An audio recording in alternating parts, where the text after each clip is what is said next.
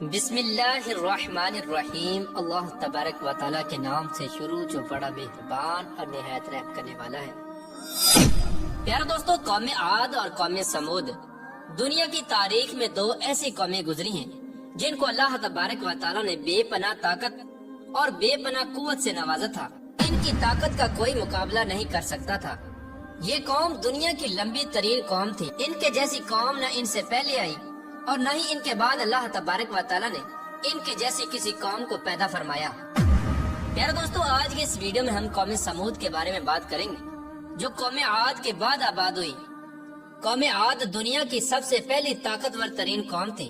اس قوم نے اللہ تبارک و تعالیٰ کی نافرمانی کی اور گناہوں کے اندر مبتلا ہو گئے، تو اللہ تبارک و تعالیٰ نے اس قوم پر اپنا دردناک عذاب نازل فرمایا اور اس قوم کو ہلاک و برباد کر دیا۔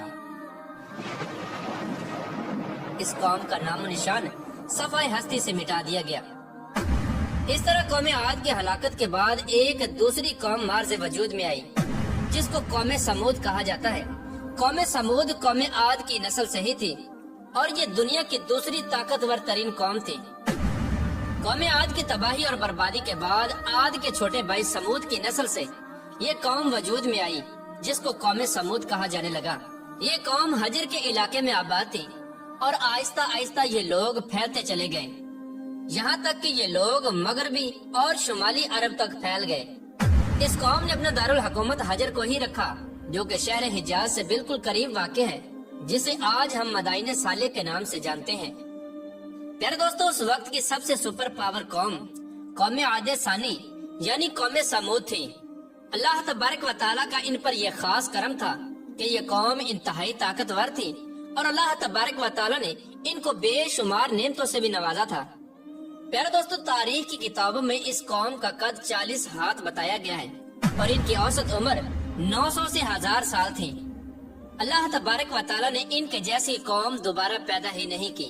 یہ ایسی قوم تھی جن کو کوئی بیماری نہ لگتی تھی اور نہ ہی ان کے لوگ بوڑھے ہوتے اور نہ ہی ان کے ہاتھ پاؤں کمزور ہوتے۔ یہ لوگ ہمیشہ جوان اور تندرست رہتے۔ یہ لوگ اتنے طاقتور تھے کہ ان کی نظر تک بھی کمزور نہ ہوتی تھی۔ پیارے دوستو، قوم سمود کی ایک نمایاں خوبی یہ بھی تھی کہ اگر قوم سمود کا کوئی مرد اپنی عورت کے ساتھ ایک مرتبہ ہم بستری کر لیتا تو وہ عورت ایک ہی بار میں حاملہ ہو جاتی۔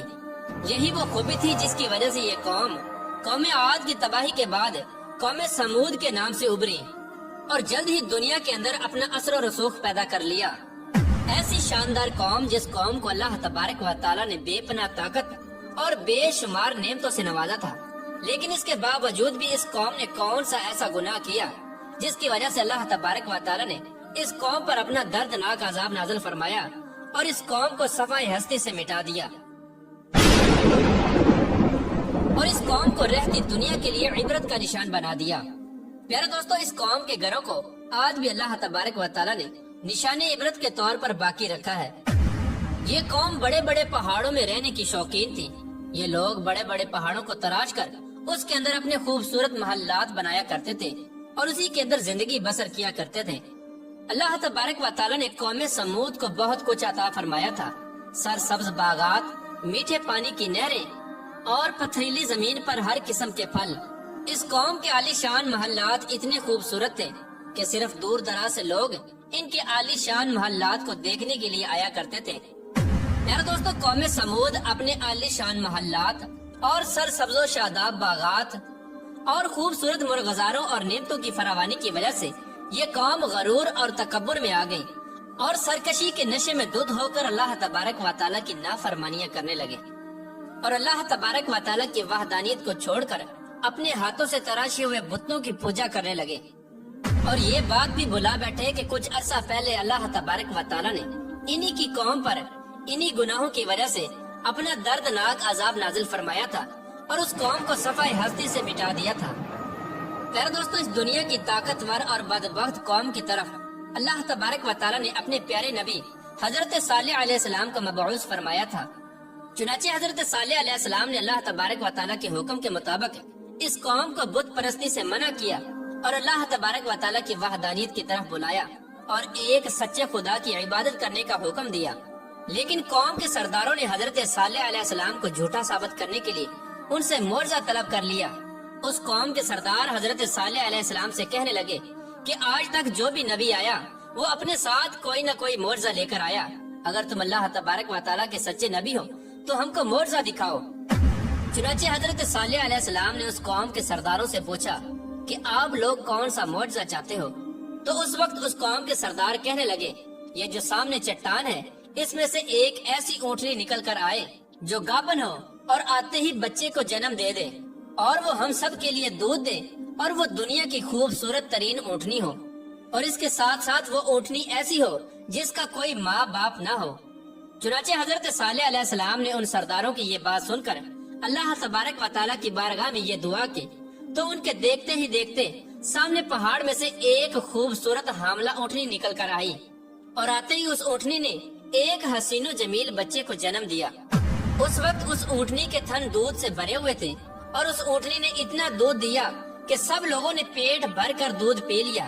اس کے باوجود بھی دودھ وافر مقدار میں موجود تھا۔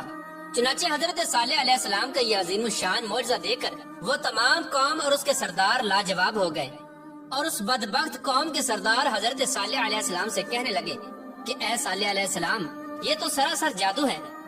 اس طرح اس قوم کے بدبخت سرداروں نے اور اس قوم نے یہ معجزہ دیکھنے کے باوجود بھی حضرت صالح علیہ السلام پر ایمان لانے سے انکار کر دیا، اور اسی طرح اپنے کفر و شرک پر اڑے رہے۔ چنانچہ اس قوم کے کچھ لوگوں نے حضرت صالح علیہ السلام کی اونٹنی کو نقصان پہنچانے کی کوشش کی، تو حضرت صالح علیہ السلام نے ان لوگوں سے کہا کہ یہ اللہ تبارک و تعالیٰ کی بھیجی ہوئی اونٹنی ہے جو تمہارے لیے ایک معجزہ ہے۔ اب تم اس اونٹنی کو اللہ تبارک و تعالیٰ کی زمین میں چھوڑ دو اور اسے کسی قسم کی تکلیف نہ پہنچانا، ورنہ اللہ تبارک و تعالیٰ کا دردناک عذاب تمہیں پکڑ لے گا۔ معزز ناظرین، اس طرح اللہ تبارک و تعالیٰ کی وہ بھیجی ہوئی اونٹنی اور اس کا بچہ قوم سمود کے کھیتوں میں پورا دن چرتے اور ان کے چشموں کا سارا پانی پی جاتے۔ یہ ماجرا دیکھ کر قوم سمود نے حضرت صالح علیہ السلام کی بارگاہ میں شکایت کی کہ اونٹنی اور اس کا بچہ چشمے کا سارا پانی پی جاتے ہیں اور ہم کو پینے کے لیے پانی نہیں ملتا۔ تو ان کی یہ شکایت سن کر حضرت صالح علیہ السلام نے ان کے لیے دن مقرر کر دیے اور اس طرح اس چشمے کے پانی کو بانٹ دیا۔ ایک دن حضرت صالح علیہ السلام نے اس اونٹنی کے لیے مقرر کر دیا اور دوسرا دن اس چشمے کا پانی قوم سمود کے لیے مقرر ہو گیا۔ پیارا دوستو، جس دن وہ اونٹنی پانی پیتی اس دن وہ دودھ بھی زیادہ دیتی، اور دودھ اتنا ہوتا کہ دن اور رات میں ختم ہی نہ ہوتا۔ جس طرح کہ اللہ تبارک و تعالیٰ قرآن پاک میں اس بات کی طرف اشارہ کرتے ہوئے ارشاد فرماتا ہے، اور حضرت صالح علیہ السلام نے اپنی قوم سے کہا کہ یہ اونٹنی ہے، ایک دن اس کی پانی کی باری ہے اور ایک معین دن تمہاری پانی کی باری ہے، اس کو کوئی تکلیف نہ دینا، ورنہ اللہ تبارک و تعالیٰ کا دردناک عذاب تمہیں پکڑ لے گا۔ پیارے دوستو، اس طرح کچھ ہی دنوں بعد قوم سمود اس اونٹنی سے تانگ آ گئی، کیونکہ جس دن وہ اونٹنی پانی پیتی اس دن ان کو پینے کے لیے پانی نہ ملتا۔ اور ویسے بھی قوم سمود کے سرداروں نے حضرت صالح علیہ السلام کی اس اونٹنی کو ایک جادو قرار دے رکھا تھا۔ خیر، قوم سمود کے ایک طاقتور سردار کی بیوی جس کا نام صدوق تھا، اس عورت کے دو انتہائی خوبصورت اور حسین و جمیل بیٹیاں تھیں، ان کی عمریں 12 اور 14 سال تھیں۔ اس عورت نے حضرت صالح علیہ السلام کے بیٹے کو یہ لالچ دیا کہ اگر تم اپنے گھر میں موجود اونٹنی کو رات کے اندھیرے میں قتل کر دو تو میں اپنی دونوں بیٹیاں انعام کے طور پر تمہیں دے دوں گی۔ چنانچہ حضرت صالح علیہ السلام کی اولاد چونکہ نیک تھی، لہٰذا وہ اس عورت کے اس جال میں نہ پھنسے۔ پھر اس کے بعد اس صدوق نامی عورت نے پوری قوم میں یہ اعلان کر دیا کہ جو بھی شخص حضرت صالح علیہ السلام کی اس اونٹنی کو قتل کرے گا میں اپنی دونوں کنواری بیٹیوں کا نکاح ان کو دے دوں گی۔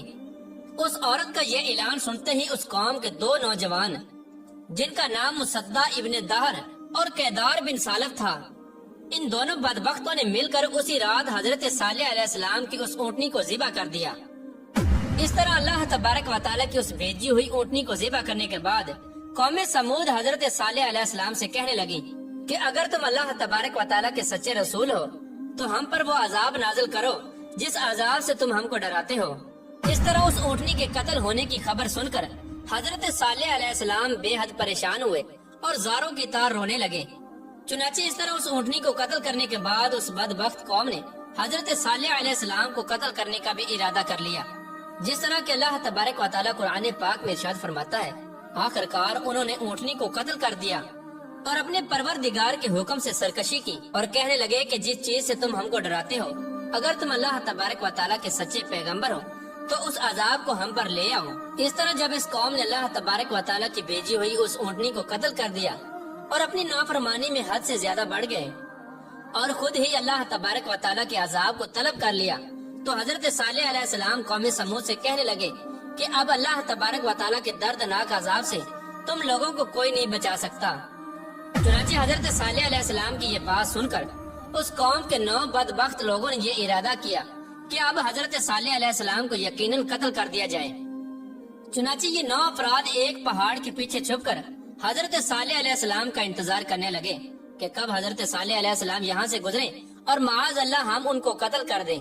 لیکن اللہ تبارک و تعالیٰ کی حکمت ایسی ہوئی کہ اللہ تبارک و تعالیٰ نے اسی رات ان 9 افراد پر پتھروں کی بارش برسا دی، جس کی وجہ سے وہ 9 کے 9 افراد ہلاک ہو گئے۔ اور صبح پوری قوم کے لوگوں نے ان 9 افراد کی لاشوں کو دیکھا۔ اس طرح اللہ تبارک و تعالیٰ کے دردناک عذاب اور ان 9 افراد کی لاشوں کو دیکھنے کے باوجود بھی قوم سمود اپنی سرکشی سے باز نہ آئی اور اسی طرح بت پرستی کے اندر مبتلا رہی اور اللہ تبارک و تعالیٰ کی نافرمانیوں میں مزید حد سے بڑھنے لگے۔ اس طرح جب حضرت صالح علیہ السلام کی قوم قابل ہدایت نہ رہی تو اس وقت حضرت صالح علیہ السلام نے اپنی قوم سے کہا کہ تمہارے پاس صرف 3 دن باقی بچے ہیں، جتنی چاہے عیش و عشرت کر لو اور شراب و شباب میں گزار لو۔ 3 دن کے بعد اللہ تبارک و تعالیٰ کا دردناک عذاب تمہارا منتظر ہے۔ جس طرح کہ اللہ تبارک و تعالیٰ قرآن پاک میں ارشاد فرماتا ہے کہ جب انہوں نے اس اونٹنی کو قتل کر دیا تو حضرت صالح علیہ السلام نے اپنی قوم سے کہا کہ 3 دن اپنے گھروں میں فائدہ اٹھا لو اور یہ وعدہ جھوٹا نہیں۔ اس طرح جب حضرت صالح علیہ السلام نے اپنی قوم کو اللہ تبارک و تعالیٰ کے دردناک عذاب کی وعید سنائی تو اس قوم کے بے شرم لوگوں نے حضرت صالح علیہ السلام کا مذاق اڑانا شروع کر دیا اور اس قوم کے بے شرم لوگ حضرت صالح علیہ السلام سے یہ کہنے لگے کہ آپ ہی بتا دیں کہ ہم یہ 3 دن شراب میں گزاریں یا شباب میں گزاریں۔ تو حضرت صالح علیہ السلام فرمانے لگے کہ پہلے دن تمہارے چہروں کا رنگ زرد ہو جائے گا اور دوسرے دن تمہارے چہروں کا رنگ سرخ ہو جائے گا اور تیسرے دن تمہارے چہرے سیاہ ہو جائیں گے اور چوتھے دن اللہ تبارک و تعالیٰ کا دردناک عذاب تم پر مسلط ہو جائے گا۔ چنانچہ حضرت صالح علیہ السلام کی قوم پر اس بات کا کوئی اثر نہ ہوا، وہ اسی طرح اپنی نافرمانی میں مبتلا رہے اور اللہ تبارک و تعالیٰ کی نافرمانیاں کرتے رہے۔ اور پھر حضرت صالح علیہ السلام کے حکم کے مطابق تیسرے دن ایسا ہی ہوا، جب ان کے چہرے کالے ہو گئے تو اپنے کالے چہرے دیکھ کر وہ قوم ڈرنے لگی اور ایک دوسرے سے کہنے لگی کہ نہ جانے کون سا دردناک عذاب اب ہم پر نازل ہوگا اور نہ جانے کس طرح کے عذاب کے اندر ہم کو مبتلا کیا جائے گا۔ چوتھے دن ایک زوردار اور خوفناک چیخ آسمانوں سے